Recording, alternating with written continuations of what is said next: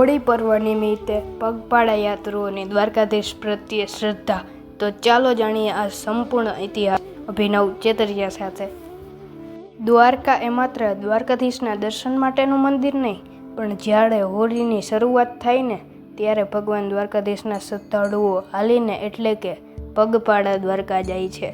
હવે હાલીને આવતા શ્રદ્ધાળુઓ કોઈ 5 દિવસ તો કોઈ 7 દિવસ અને કોઈ તો 10 દિવસ સુધીમાં ભગવાન દ્વારકાધીશના મંદિર પહોંચે છે.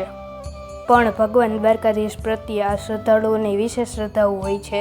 જ્યારે શ્રદ્ધાળુઓ પગપાળા દ્વારકા જાય છે ત્યારે એમને કેટલીક મુશ્કેલીઓ આવતી હોય છે, પરંતુ તેઓ હૈયામાં દ્વારકાધીશને રાખીને છેક દ્વારકા પગપાળા દર્શન માટે આવે છે. શ્રદ્ધાળુઓને પગપાળા યાત્રા દરમિયાન કોઈ મુશ્કેલીઓ ન પડે તે માટે પગપાળા યાત્રાઓ માટે કેમ્પ રાખેલા હોય છે, જેમાં શ્રદ્ધાળુઓને રહેવા, સૂવા અને ભોજન માટેની વ્યવસ્થા કરવામાં આવતી હોય છે. આ કેમ્પોમાં આ લોકો નિસ્વાર્થ ભાવે સેવા આપે છે. વૃદ્ધથી લઈને બાળકો સુધી સૌ કોઈ આ કેમ્પમાં સેવા કરે છે અને ખૂબ પુણ્ય કમાય છે. હોળી પર્વ નિમિત્તે શ્રદ્ધાળુઓ કેટલાય દૂર દૂરથી પગપાળા યાત્રા કરીને આવે છે. ખરેખર તો એમની આ અતૂટ શ્રદ્ધા અને હિંમત તેમજ તેમની ભક્તિને બિરદાવવી જોઈએ.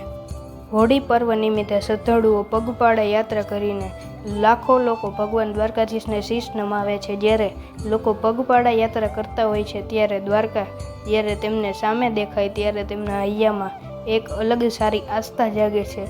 લોકો 56 પગથિયા ચડીને આ ભગવાન દ્વારકાધીશના દર્શન કરે છે. ધન્ય છે આ શ્રદ્ધાળુઓને કે જે દૂર દૂરથી તેઓ પગપાળા યાત્રા કરીને ભગવાન દ્વારકાધીશને શીશ નમાવે છે. જય દ્વારકાધીશ.